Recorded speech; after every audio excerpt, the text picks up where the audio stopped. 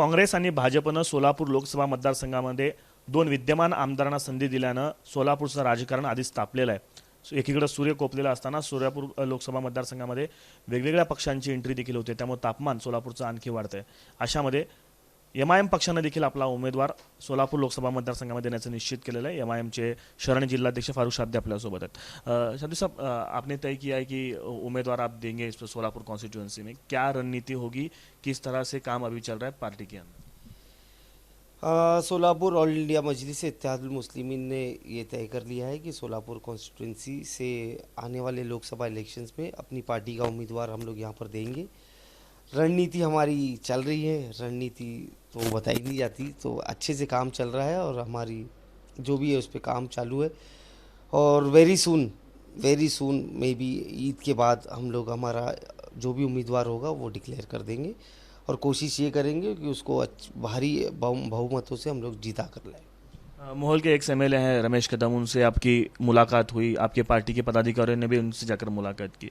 चर्चा में है कि वो कैंडिडेट होंगे. किस तरह से बात चल रही है अभी फिलहाल, क्या वो उम्मीदवार हो सकते हैं? बिल्कुल हो सकते उम्मीदवार, हमारी बात चालू है उनसे और बात काफ़ी पॉजिटिव वे में आगे बढ़ी है. कुछ उनकी भी उन्होंने भी कुछ बातें बताए जिस पर पार्टी गौर कर रही है, तो फाइनल स्टेजेस पर है. उनके अलावा और भी 4 नाम हैं जो हमारी तरफ से प्रस्ताव भेजा गया है पार्टी हेडक्वार्टर्स को, तो उन पर भी चर्चा चालू है. तो हो सकता है आने वाले दिनों में इन 5 नामों में से कोई एक नाम फाइनल होगा और बाकी के नाम कौन से वो आप पूछिए मत. एक बात, जब जब एमआईएम कैंडिडेट देती है और जहाँ जहाँ एमआईएम कैंडिडेट देती है, एक आरोप हमेशा से हुआ है कि वोट कटवे हैं या फिर बी टीम है बीजेपी की.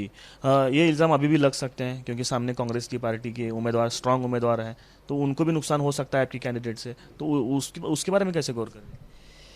नहीं, इल्ज़ाम लग सकते नहीं है, इल्ज़ाम लगना चालू हो चुके हैं ऑलरेडी, लेकिन हम लोग ये इल्ज़ाम से डरते नहीं है क्योंकि हम लोगों को ये इल्ज़ाम की आदत पड़ चुकी है. अभी तकरीबन 2014 से ये इल्ज़ाम सुनते हुए आई है एमआईएम पार्टी, तो अभी यूज़ टू हो गए हम लोग ये इल्ज़ामों के और पब्लिक को भी पता चल गया है. अगर हम बी टीम होते तो उनके बड़े बड़े दिग्गज नेता जो छोड़ के बीजेपी में जा रहे, वो नहीं होता. ये साबित करता है कि बी टीम रियल में कौन है और बी टीम बोलने वाले ही आज उनकी हालत क्या हो गई है. वो हालत सिर्फ़ और सिर्फ हम लोगों को दोष देने की वजह से ही हुई है. ये लोग एमआईएम हो या वंचित हो, इनको ही दोष देते हैं और ईवीएम को दोष देते हैं, ना कि इसके अलावा ये लोग अपनी कमियों पे काम करते हैं. इनकी जो खामियां हैं, इनकी जो कमियां हैं, इनको जिस पर काम करना चाहिए वो ज़रूरी काम छोड़कर ये खाली अपनी हार का ठीकरा हम पर फोड़ने का काम करते हैं. मेरा सवाल इनसे ये है कि अगर हम बी टीम है तो हम लोग पूरे महाराष्ट्र में, इंडिया में चंद सीटों पे ही इलेक्शन लड़ते हैं, बाकी सीट पे तो एमआईएम नहीं होती है, तो वहाँ क्यों हारते हैं ये लोग? तो वो भी एनालाइज करना चाहिए. वहाँ की बी टीम कौन है वो भी नाम देना चाहिए इन लोग को. ये लोग जो इंडिया गठबंधन बनाते हैं और जो गठबंधन बनाने वाला आदमी है नीतीश कुमार, वो जाकर भाजपा से मिल जाते हैं. उनके लिए आपके पास कोई वो नहीं है. लेकिन बोलते ना अभी जी ठीक है, आज हमारा टाइम है, हमारे बारे में बोल रहे हैं, बोलने दीजिए, लेकिन हमको कोई फ़र्क नहीं पड़ता और जनता को भी कुछ फ़र्क नहीं पड़ता इन इल्ज़ामों से. हम एक पॉलिटिकल पार्टी हैं और हमको कॉन्स्टिट्यूशन से ये राइट मिला है कि हम इलेक्शन लड़ सकते हैं, तो पॉलिटिकल पार्टी होने के नाते हम लोग इलेक्शन लड़ेंगे और उसका फ़ायदा किसी को हो, नुकसान किसी को हम नहीं देखेंगे. हम हमारी पार्टी को मजबूत करने के लिए, हमारा चुनाव चिन्ह लोगों तक पहुंचाने के लिए, घर घर तक हमारा जो भी एजेंडा है वो लोगों तक पहुंचाने के लिए, असदुद्दीन ओवैसी साहब का काम, अकबरुद्दीन ओवैसी साहब का काम लोगों को बताने के लिए हम चुनाव लड़ेंगे और लड़ते रहेंगे. आपने गठबंधन की बात की, अगर गठबंधन के लिए आपको ऑफर आता या फिर अभी भी क्या वक्त है वो उस ऑफर जैसे कि एक सेक्युलर पार्टियों की तरफ से ऑफर आता, तो आप जिसको अपना विरोधी हमेशा से मानते हैं, उस बीजेपी को हराने के लिए उस अलायंस का अगर ऑफर आता, तो आप क्या अलायंस के साथ जाते हैं उस वक्त? मेरे ख्याल से इम्तियाज़ जलील साहब ने ऑफ़र दिए थे. आता तो ठीक है, ये लोग अहंकारी लोग हैं, शायद बड़े लोग हैं, ये लोग सामने से ऑफ़र ना आते, लेकिन इम्तियाज़ जलील साहब ने, जो हमारे महाराष्ट्र प्रदेश के अध्यक्ष हैं, उन्होंने ऑफ़र भी दिए थे और हमारी मांग शायद 1 सीट की थी, औरंगाबाद की, लेकिन उस ऑफ़र को भी एक्सेप्ट नहीं करते हुए ये लोगों ने हम लोगों को साथ में नहीं लिए. अगर साथ में लेते, 1 सीट देते, तो फारूक शाब्दी सोलापुर शहर से शायद कांग्रेस का बढ़ चढ़कर प्रचार करता और क्या डिफरेंस कर सकता है फारूक शाब्दी वो बताता कांग्रेस पार्टी के लिए. लेकिन ये बदकिस्मती की बात है कि इन लोगों ने हम लोग को अलायंस में नहीं लिए। बहरहाल जो भी है, अब इलेक्शन आ चुका है, अब टाइम चला गया है, क्योंकि सारी पार्टीज ने अपने अपने उम्मीदवार घोषित कर दिए, तो अब अलायंस होने की कोई चांसेस नहीं है। लेकिन हम इलेक्शन लड़ना तय है। आपकी साथ की अगर कुछ मांग की है कांग्रेस की तरफ से, क्योंकि सोलापुर में वो ज़्यादा ताकत लगा रहे हैं कांग्रेस की तरफ से, आपका साथ मिलना चाहिए, ऐसी कोई ताकत हो रही है? नहीं, बातचीत की कोई कोशिश?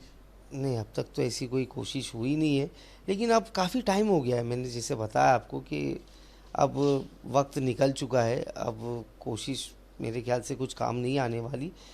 अ, हम इलेक्शन लड़ रहे हैं, बस मैं इतना ही बोलना चाहूँगा। बीजेपी के उम्मीदवार हैं राम सातपुते, वो कहते हैं कि एमआईएम निज़ाम की औलाद है और दहशतवाद की बात करती है, और दहशतवाद की अगर बात करेंगे तो हम उन्हें मुंह तोड़ जवाब देंगे।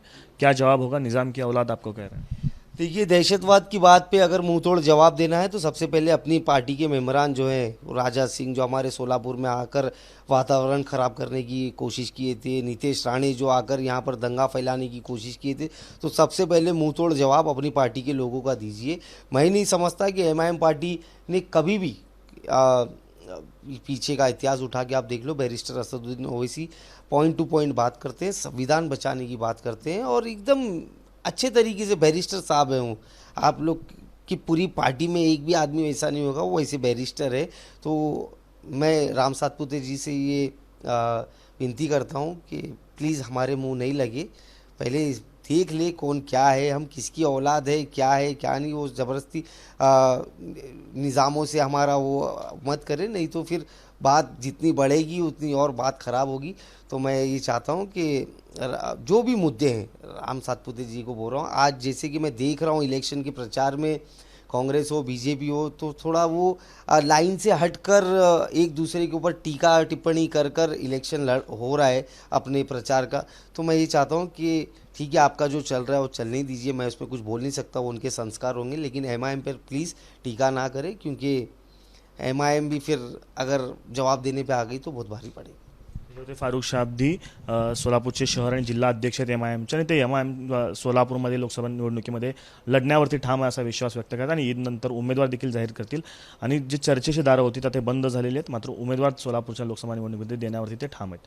कॅमेरा पर्सन अय्यूब कागदीसह आफताब शेख, एबीपी माझा, सोलापूर. एबीपी माझा, उघडा डोळे बघा नीट.